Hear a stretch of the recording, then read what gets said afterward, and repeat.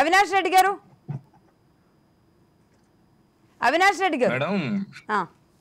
Madam ఇప్పుడు రామకృష్ణ గారు మాట్లాడిన దానికి నేను పూర్తిగా ఖండిస్తా ఉన్నాను. జగన్మోహన్ రెడ్డి గారికి ధైర్యం లేదనేటువంటి ఒక మాట ప్రస్తావించారు కాబట్టి నేను ఈ విషయాన్ని నేను తెలియపరుస్తా ఉన్నాను. జగన్మోహన్ రెడ్డి గారు వీడియో ఆఫ్ లో ఉన్నట్టుంది. అవినాష్ రెడ్డి గారు చూడండి ఒకసారి. జగన్మోహన్ రెడ్డి గారు 36 సంవత్సరాల యొక్క యుక్త వయసులో సొంతగా పార్టీని స్థాపించి స్టిల్ ఇంకా మీరు ఆన్ అవ్వలేదండి. ఒకసారి ప్లీజ్ చెక్ వన్స్. నేను ఈలోపు కాంగ్రెస్ నాయకులతో మాట్లాడతాను. వినబడుతుంది. వీడియో ఆన్ అవ్వట్లేదు, చూడండి ఒకసారి చెక్ చేయండి.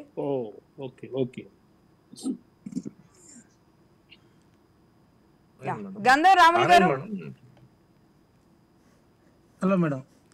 రాములు గారు మీరేమంటారు? కాంగ్రెస్ నాయకులు వచ్చారు. అందరికి నమస్కారం మేడం. రాజ్ న్యూస్ ప్రేక్షకులకు మరి తెలుగు రాష్ట్రం ఉన్నటువంటి ఆంధ్రప్రదేశ్ నాయకులందరూ కూడా నమస్కారం మేడం. నమస్తే అండి. ఇక్కడ బాల్కా సుమన్ గారు ఏకంగా రేవంత్ రెడ్డి గారు మాట్లాడిన వ్యాఖ్యలకి ఆయన చెప్పు తీసి చూపించడం అంటే ఒక ముఖ్యమంత్రికి అది సమంజసమా అనేది అప్పుడే సోషల్ మీడియాలో చాలా దారుణంగా వైరల్ అవుతుంది. ఎందుకు అంత ఇదిగా రియాక్ట్ అవ్వాల్సిన అవసరం ఏముందంటారు? ఇప్పుడు తెలంగాణ రాష్ట్రంలో జరుగుతున్నటువంటి రాజకీయాలు మీకు పూర్తి స్టేట్గా అందరికన్నా మీకే బాగా తెలుసు మేడం. గత 2 నెలలుగా ఈ రాష్ట్ర ప్రభుత్వం కాంగ్రెస్ పార్టీ వచ్చింది.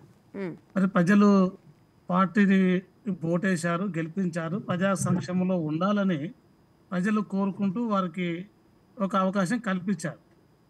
దాన్ని ప్రజాస్వామ్యతంగా స్వీకరించి మరి పాలనపై దృష్టి పెట్టి సంక్షేమాల వారధిగా అభివృద్ధి సారథిగా ఉండాల్సిన ఒక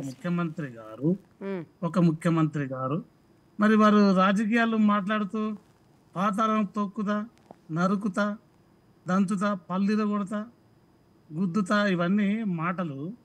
ఇది ప్రజాస్వామ్యతంగా కావండి మాటలు. రాజకీయం వేరు, రాజకీయ సంక్షేమం వేరు. రాజకీయ ప్రజాక్షేత్రంలో మరి ఎవరి ఎజెండా వాళ్ళకు ఉంటది. అంటే కొంతమంది బీఆర్ఎస్ నాయకులు మేము తలుచుకుంటే ఎంతసేపు అనేలాంటి వ్యాఖ్యలు మాట్లాడడం, మేమేదో దయదలుస్తున్నాం కాబట్టి మీ గవర్నమెంట్ ఉంది అనేలాంటి మాటలు మాట్లాడడంతో ఖచ్చితంగా పొలిటికల్ ఇది వచ్చినప్పుడు మళ్ళీ పాత వ్యక్తులు బయటకు వస్తారు. కేసీఆర్ గారు కూడా అనేక సందర్భాల్లో అనేక రకాలుగా చవటలను దద్దములను ముఖ్యమంత్రి అయిన తర్వాత ఆయన చాలా అంటే ఎదుటి వాళ్ళని కూడా అసహించుకుంటూ మాట్లాడారు అన్న అపవాదం ఆయన మీద కూడా ఉంది. దాన్ని ఎందుకు అంత స్పోర్టివ్ గా తీసుకొని ఉండకూడదు?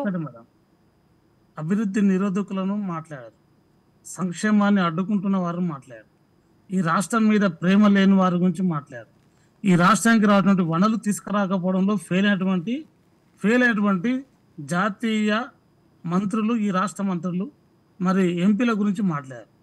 ఎందుకంటే ఈ రాష్ట్రాన్ని గాలికి వదిలేశారు. మరి 29 రాష్ట్రాలు ఈ దేశంలో మరి రాష్ట్రాల విభజన చట్ట ప్రకారం రాసినటువంటి అంశాలు ఏవి కూడా తీసుకురాలేకపోయారు.